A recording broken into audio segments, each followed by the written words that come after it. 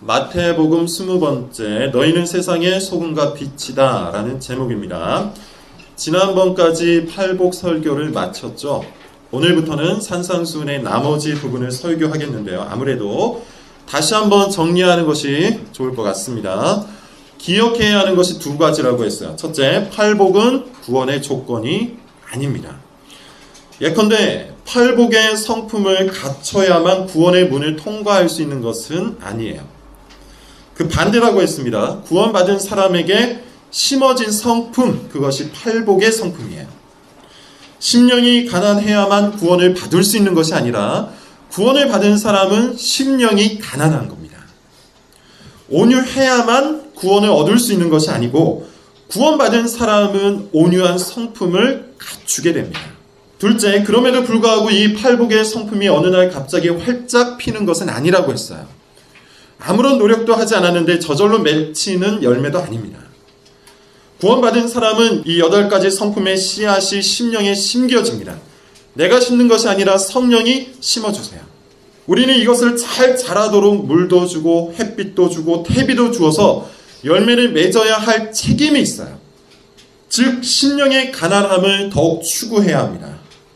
더욱 온유해져야 하고 더욱 청결해져야 합니다. 팔복의 성품이 우리 일상 속에 열매로 맺힐 수 있도록 힘써야 한다는 것이죠. 그러므로 여러분, 이 8가지의 복 다시 한번 잘 기억해 보십시오. 여러분은 어디에 속해 있습니까? 여러분들은 가난한 마음을 가지고 삽니까? 아니면 교만한 마음을 가지고 삽니까?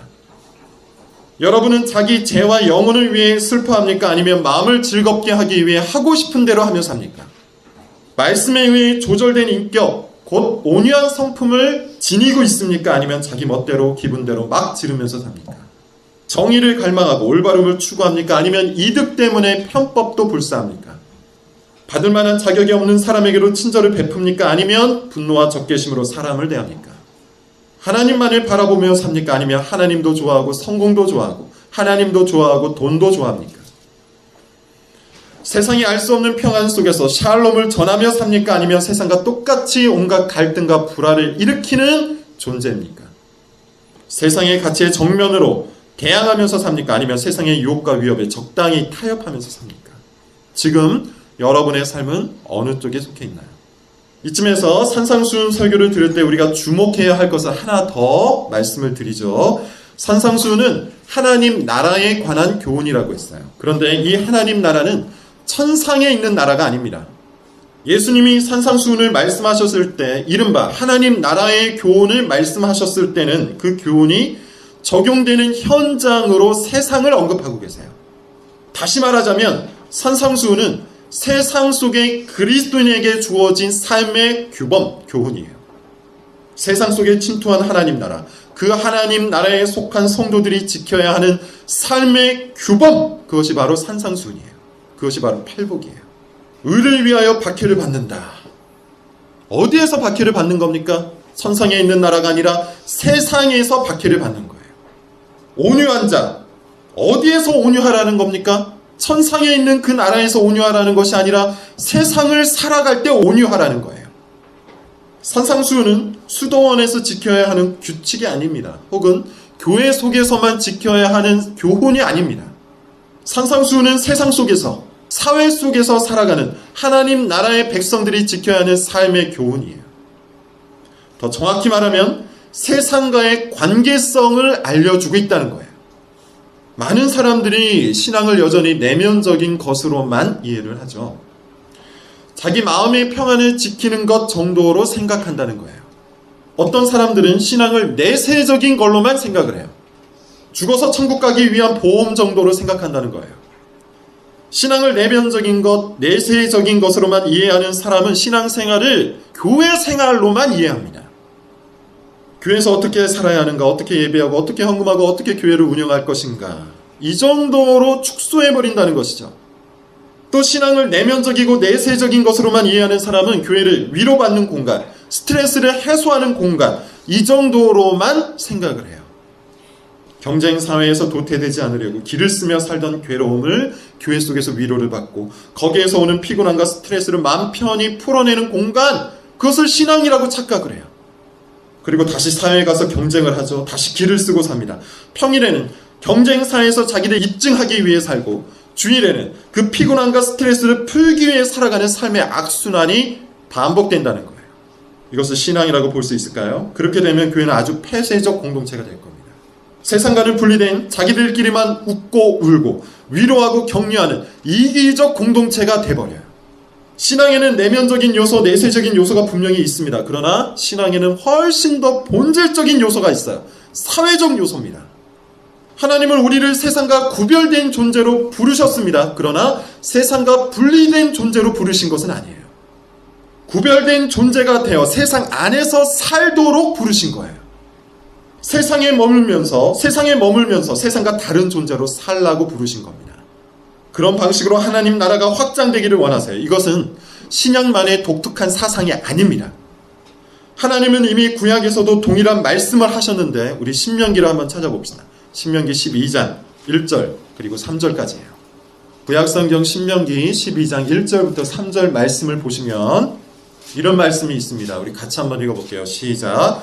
내 조상의 하나님 여호와께서 내게 주셔서 차지하게 하신 땅에서 너희가 평생에 지켜 행할 규례와 법도는 이러하니라.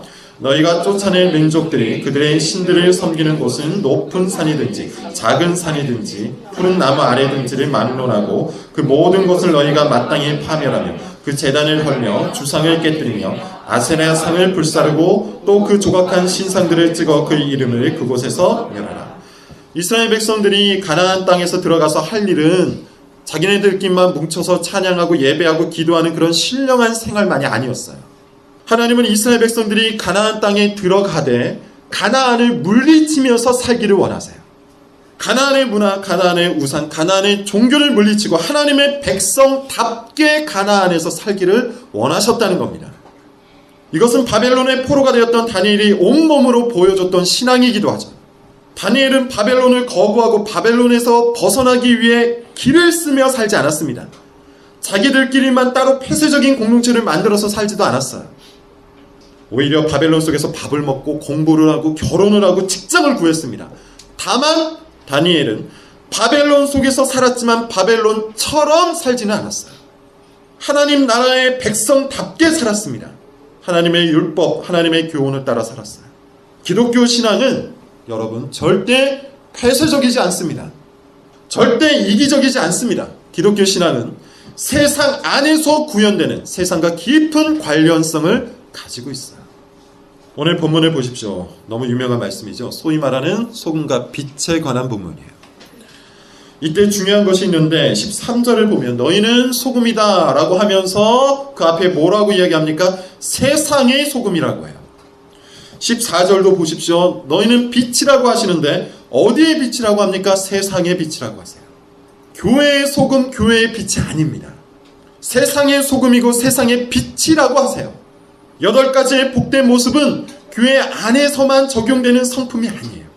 아무도 모르게 내 마음속에만 간직해두는 그런 비밀스러운 성품이 아니에요. 이 8가지 성품, 이 8가지 복된 모습은 세상 속에서 구현되어야 하는, 세상 속에서 나타나야만 하는 그런 성품이에요. 예컨대 직장 생활을 하실 때 온유하셔야 합니다. 무례하고 못된 사람들과 만났을 때 그들을 긍휼히 여겨야 합니다. 이 부패한 세상 속에서 정의를 갈망하셔야 합니다. 직장 생활을 하면서 돈과 성공과 평판을 추구하는 것이 아니라 하나님 때문에 산다는 것을 세상 사람들에게 보여주셔야 합니다.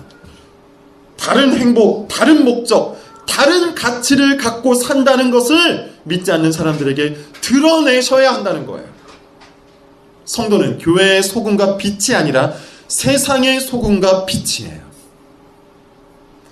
자, 이제 오늘 본문을 통해서 그리스도인이 세상 속에서 어떻게 살아가야 하는지 2가지 차원에서 말씀을 드리겠습니다. 첫째는 소극적 차원, 둘째는 적극적 차원이에요. 먼저 13절 같이 한번 읽어보죠. 13절입니다. 시작. 너희는 세상의 소금이니 소금이 만일 그 맛을 잃으면 무엇으로 짜게 하리요? 후에는 아무 쓸데없어 다만 밖에 버려져 사람에게 밟히고.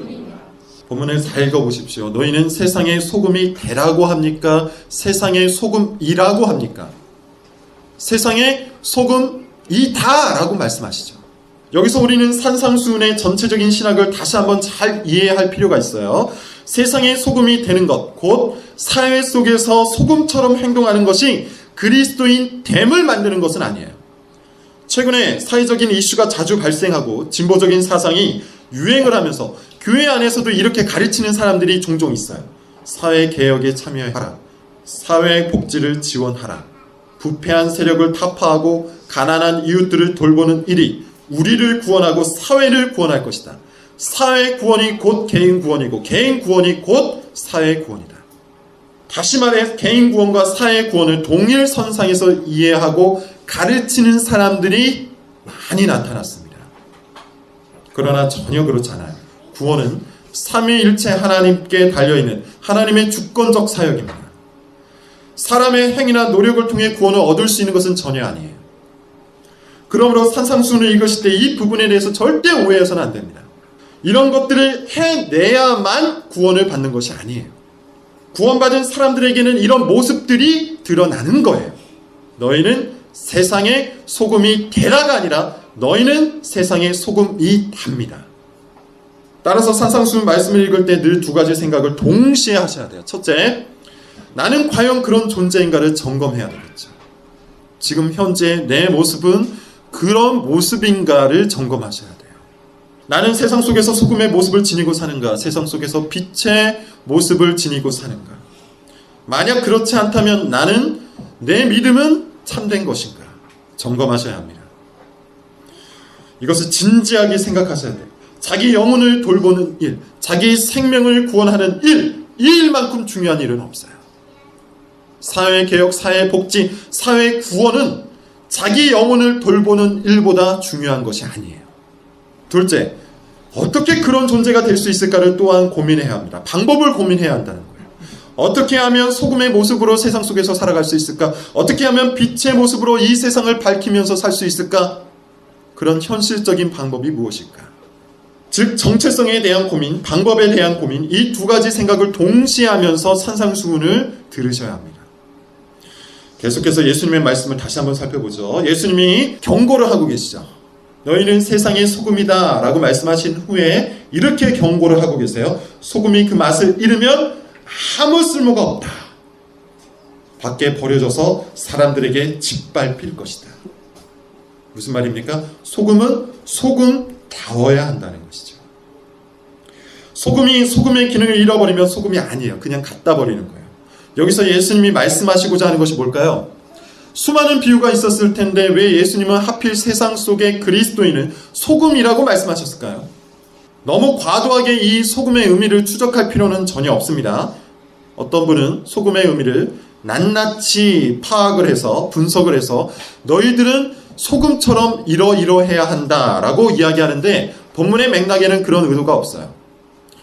문맥을 잘 보시면 예수님이 강조하고 싶은 것은 딱 한 가지죠. 소금은 소금의 맛을 내야 한다는 거예요. 여러분, 이것은 요즘처럼 세속화된 시대에 너무나도 중요한 말씀이에요. 세속화라는 말이 뭡니까? 세속화라는 말이 무슨 뜻입니까? 세상처럼 되었다는 뜻이죠. 세상과 교회가, 세상 사람들과 성도가 다르지 않게 되었다는 뜻이에요. 믿지 않는 사람과 믿는 사람들이 똑같아졌다는 뜻입니다. 그것이 세속화예요. 이 말은 가치관이 같아졌다는 얘기예요. 방법이 같아졌다는 얘기예요. 행동과 습관이 같아졌다는 뜻이에요. 세상 사람들이 중요하게 여기는 것, 세상 사람들이 귀하게 여기는 것, 믿는 사람들도 똑같이 중요하고 귀하게 여긴다는 거예요. 세상 사람들은 돈을 좋아하죠. 돈을 위해서 삽니다. 세상 사람들에게 돈은 신입니다. 더 많은 돈을 벌기 위해 수단 방법을 가리지 않아요. 돈을 많이 번 사람을 존경해 줍니다. 이것이 세상의 가치예요. 돈이 인생의 중심이요 삶의 핵심이라고 믿어요. 그런데 성도들은 어떻습니까? 세상 속에서 살아가고 있는 그리스도인 여러분들은 어떻습니까? 다르게 삽니까? 다른 맛을 내며 삽니까? 안타깝게도 요즘 교회를 다니는 사람들조차도 다 돈을 좋아해요. 돈을 필요하다고 생각하지 않고 돈을 좋아한다는 말이에요. 성도들도 부자들을 존경합니다. 그래서 부자 되기 위해 예수를 믿습니다. 돈 많이 번 사람을 성공한 사람이라고 성도들도 생각해요. 성공의 기준이 같아요. 지난번에 크게 한번 언급이 되었었죠. 요즘 나라를 떠들썩하게 만들고 있는 인물이 있어요. 최순실 일가입니다. 이 최순실 일가가 어떤 교회를 다녔는데 그 교회에 헌금과 함께 낸 기도 제목이 이렇다죠. 삼성동 건물이 잘 팔리게 도와주세요. 행복이 넘치고 웃음이 넘치는 삶을 살게 해주세요. 통합 물류 입찰에 당사가 선정되게 해주셔서 감사드립니다. 이런 세속적인 기도 제목도 문제지만 더 큰 문제는 이 최순실 일가가, 교회를 다닌다고 하는 이 최순실 일가가 재산을 축적하는 방법이에요. 대기업을 협박해서 돈을 얻어냈습니다. 권력과 국가 정보를 이용해서 부동산 투기를 했습니다. 독일에서 유령 회사를 운영하여 돈 세탁을 했습니다. 어떻게 교회를 다녔다는 사람이 이런 엄청난 짓을 할 수 있었을까요? 어떻게 그 교회는 이것을 가르치지 않았을까요? 돈만이 아닙니다. 세상 사람들이 좌절감을 느끼는 일에 성도도 똑같이 좌절감을 느껴요. 세상 사람들이 자존심 상해하는 일에 성도도 똑같이 자존심 상해해요. 가치관이 똑같아졌다는 거예요. 세상 사람들이 웃는 것에 같이 웃습니다. 세상 사람들이 슬퍼하는 것에 같이 슬퍼합니다. 세상 사람들이 신경질을 내는 일에 같이 신경질을 내고 세상 사람들이 분노하는 일에 같이 분노합니다. 세상 사람들과 똑같은 일에 똑같은 감정을 느끼고 똑같이 감정을 표현해요. 교회에 다닌다는 것만 빼고는 다른 것이 하나도 없는 그런 세속화된 시대에 우리가 살고 있어요. 맛이 없는, 성도의 맛이 없는 성도들이 교회 안에 많이 있다는 거예요. 그뿐만이 아니에요. 방법도 똑같아요. 사람들과 관계를 맺는 방식도 똑같아요. 절대 참지 않습니다. 부정적인 감정이 생기면 냅다 지릅니다. 억울한 일을 당하면 몇 배로 갚아줍니다. 성공하기 위해 상사의 비위를 마치고 일에 푹 빠져 살아갑니다. 자기를 증명하고 자기를 드높이고 자기를 만족시키기 위해서 세상 사람들과 똑같은 방법으로 살아갑니다. 이렇게 세상과 똑같이 살아가는데, 이렇게 성도가 성도의 맛을 잃어버리고 세상 속에서 세상처럼 바벨론처럼 가나안처럼 똑같이 살아가는데 세상 사람들이 교회를 귀히 여기겠습니까? 세상 사람들이 그리스도의 복음을 귀히 여기겠습니까? 이렇게 세상과 똑같은데 세상 사람들이 교회를 다닐 생각을 하겠습니까? 오히려 교회를 잘근잘근 씹고 마구 짓밟아서 쓰레기통에 버려버리지 않겠습니까? 그리스도인의 맛을 잃어버리면 밖에 버려져서 사람들에게 짓밟힐 뿐입니다. 그러므로 여러분, 성도는 달라야 합니다. 성도는 성도의 맛을 내며 세상 속에서 살아야 합니다. 가치관이 달라야 합니다. 삶의 목적이 달라야 합니다. 무엇을 위해서 여러분 돈을 벌고 계십니까? 무엇을 위해서 직장 생활을 하고 계십니까? 무엇을 위해서 직장에서 성공하려고 애를 쓰고 있는 겁니까? 돈을 버는 것, 직장 생활을 하는 것, 성공하는 것 잘못된 것이 아니에요. 그러나 그 목적이 뭐냐고 물어보고 있는 거예요. 하나님의 영광을 위하고 교회를 세우고 이웃을 섬기기 위해 그 일을 하십니까? 아니면 오로지 목적이 자기 자신에게 있습니까? 성도도 감정을 느낍니다. 불쾌한 일을 당하면 불쾌합니다. 이상한 사람을 만나면 짜증이 밀려옵니다. 이 죄악된 세상을 살아가다 보면 수많은 부정적인 일들이 발생하고 성도도 그런 일에 노출되어 있기 때문에 부정적인 감정이 생길 수 있습니다. 미움이 생길 수 있고 좌절감을 느낄 수도 있어요. 우울해할 수도 있어요. 그러나 그 처리하는 방식은 달라야 합니다. 그 감정을 처리하는 방식이 달라야 합니다. 미움이 생겨나고 증오가 생겨나도 마구 지르는 것이 아니라 참고 인내하면서 친절을 베푸셔야 합니다. 짜증이 생기고 불쾌해도 그것을 여기저기에 호소하고 다니는 것이 아니라 온 힘을 다해서 사랑하기 위해 몸부림쳐야 합니다. 좌절감이 생기고 우울해질 때마다 한없이 자기 감정에 취하는 것이 아니라 그 감정을 들고 하나님 앞에 엎드려야 합니다. 이래야 성도가 성도의 맛을 낼 수 있는 거 아닙니까? 찾지는 않겠습니다. 신명기 12장을 보시면 하나님께서 또 이런 말씀을 하세요. 너희가 가나안 땅에 들어가면 그들의 신을 탐구하여 이르기를 그들이 어떻게 섬겼는가? 나도 그와 같이 그 신을 섬기겠노라 하지 말라고 말씀하세요. 무슨 말입니까? 고대 사회에서 종교는 그 자체로 생존의 방식이었고 성공의 방식이었어요. 따라서 하나님은 가나안의 생존 방식, 가나안의 성공 방식을 따라가지 말라고 경고하신 거예요. 가나안에 들어왔으니 가나안의 생존 방식을 따라야 하지 않을까? 괜히 그것을 거부했다가 실패하는 것은 아닐까? 광야에서는 여호와 하나님이 우리를 돌보셨지만 이 가나안에서는 좀 다르지 않을까? 이런 생각을 하게 된다는 겁니다.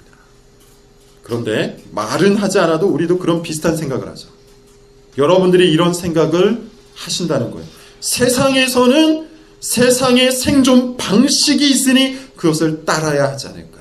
세상에서 신앙 규범대로 사는 것은 무조건 실패하는 길이 아닐까? 하나님은 교회에서나 믿는 것이지 세상에서는 하나님을 믿을 수 없다. 세상에서는 세상이 보장하는 생존의 방식, 성공의 방식을 따라야만 한다. 뭐가 다릅니까? 교회를 다닌다는 것 빼고 뭐가 다릅니까? 이렇게 세상의 생존 방식, 세상의 성공 방식을 받아들이는 순간 우리는 성도의 맛을 잃어버리는 거예요. 성도는 세상의 소금입니다. 소금은 소금의 맛을 내야 돼요. 자, 두 번째, 적극적 차원이에요. 성도는 세상 속에서 성도의 맛을 유지하는 것으로 사명을 다하는 것이 아니에요. 세상을 향해서 적극적으로 해야 할 일이 있어요. 14절, 15절입니다. 오늘 본문 14절, 15절 시작. 너희는 세상의 빛이라. 사람이 등불을 켜서 말 아래 두지 아니하고 등경 위에 두나니 이러므로 집안 모든 사람에게 비칩니다. 성도는 세상의 빛입니다. 그러면서 빛이 의미하는 것을 더 잘 설명하기 위해 예수님께서 두 가지 비유를 더 드세요. 하나는 산 위에 있는 동네에는 숨겨지지 않는다는 것이죠. 말 그대로입니다. 높은 곳에 있는 동네는 아무리 숨기려고 해도 숨겨지지 않아요. 예를 들어 63빌딩이나 롯데월드타워는 높이 솟아있기 때문에 누구든지 볼 수 있어요. 다른 하나는 등불은 등경 위에 놓인다는 것이죠. 말이라는 표현이 나오는데 이것은 9리터 정도 되는 커다란 그릇을 말해요. 등불을 켜서 그릇으로 덮어놓지 않는다는 겁니다. 등불을 켜면 그것을 높은 곳에 있는 등경 위에 놓는다는 것이죠. 이것은 마치 형광등이 천장에 달려있는 것과 같은 원리예요. 조명을 켜놓고 거기에 안막을 치는 사람은 없습니다. 자, 이 두 가지 비유, 너희는 세상의 빛이라 라고 말씀하시면서 두 가지 비유를 더 드셨는데 이 두 가지 비유가 의미하는 것, 의도하는 것이 뭡니까? 너희는 세상의 빛이다 라고 할 때 모두가 본다는 거예요. 모두가 본다는 거예요. 예수님은 세상 사람들이 성도들의 행동을 본다 라고 말씀하고 계세요. 너희는 세상의 빛이다. 세상 사람들은 너희가 하는 모든 행실을 바라보고 있을 것이다. 그러므로 너희는 빛과 같이 사람들 앞에 너희의 착한 행실을 드러내어라. 세상을 밝히는 아름다운 행동을 하여라. 세상 사람들의 마음을 울릴 수 있는 감동이 있는 행동을 하여라. 이것이 예수님의 말씀이에요. 두 가지 삶을 이야기하는 거겠죠. 첫째는 도덕적인 삶입니다. 깨끗한 삶을 사셔야 돼요. 범죄를 저질러서는 안 돼요.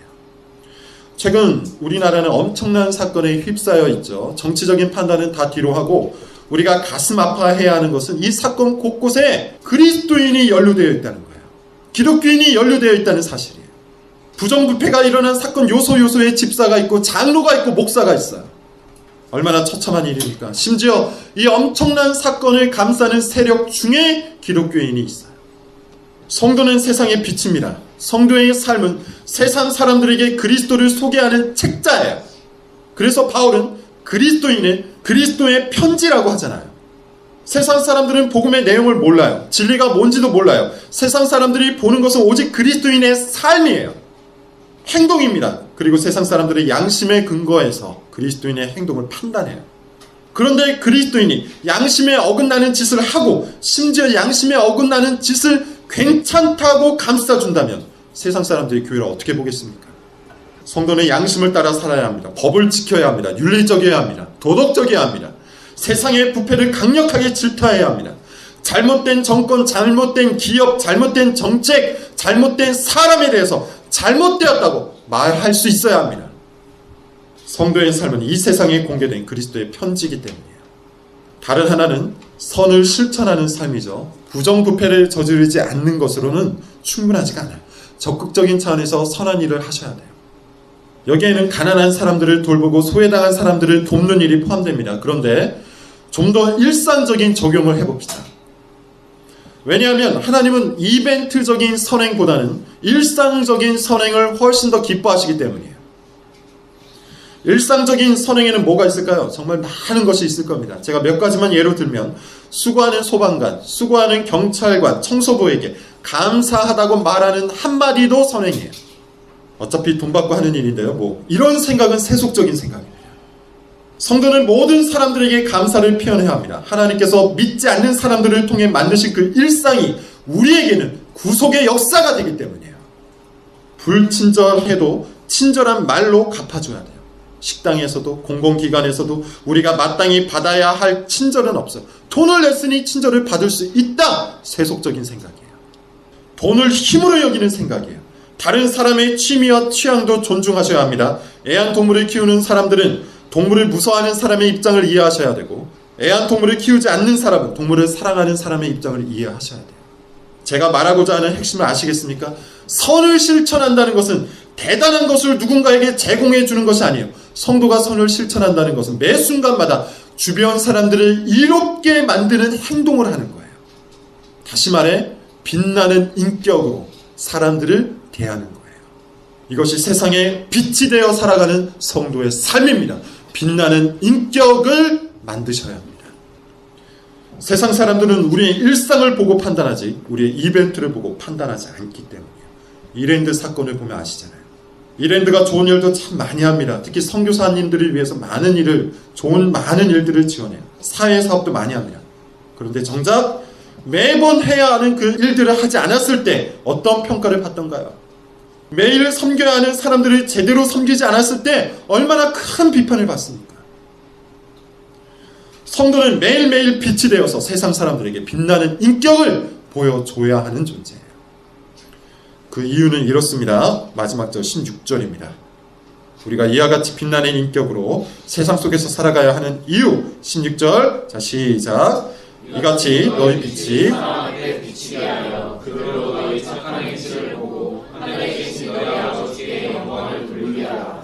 우리가 세상 속에서 소금이 되어 살아가고 빛나는 인격으로 살아가야 하는 그 이유는 딱 한 가지예요.